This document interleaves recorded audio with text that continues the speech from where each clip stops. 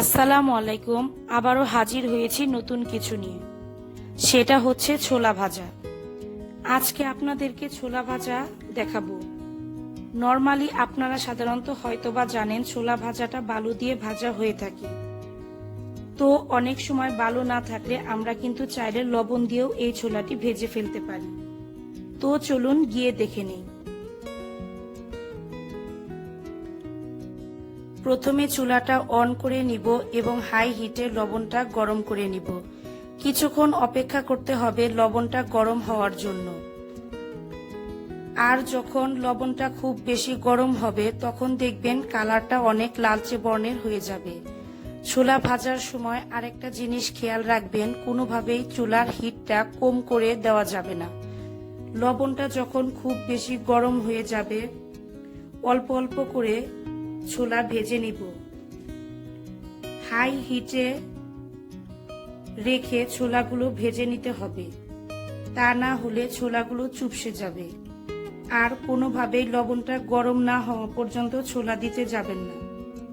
লবণটা যখন অনেক বেশি গরম হয়ে যাবে, একদমই কালারটা চেঞ্জ হয়ে যাবে, তখন ছোলা দিয়ে ভেজে নিতে হবে। এখনো কিন্তু চুলাটা হাই হিটেই রেখেছি।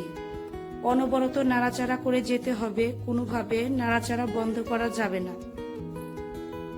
দেখতেই পাচ্ছেন দেওয়ার সাথে সাথে কিছু ছোলা ফেটে যাচ্ছে। এভাবে নাড়াচাড়া করে প্রথম মিনিটেই দেখবেন ছোলাগুলো ফেটে ফুটে নরম হয়ে যাচ্ছে।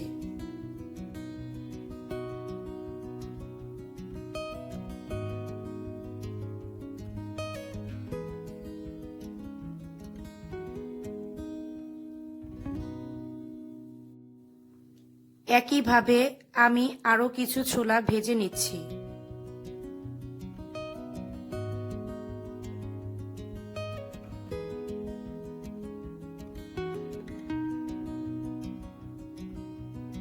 আর এভাবে করে ছোলা ভেজে বয়মে সংরক্ষণ করতে পারবেন অনেক দিন।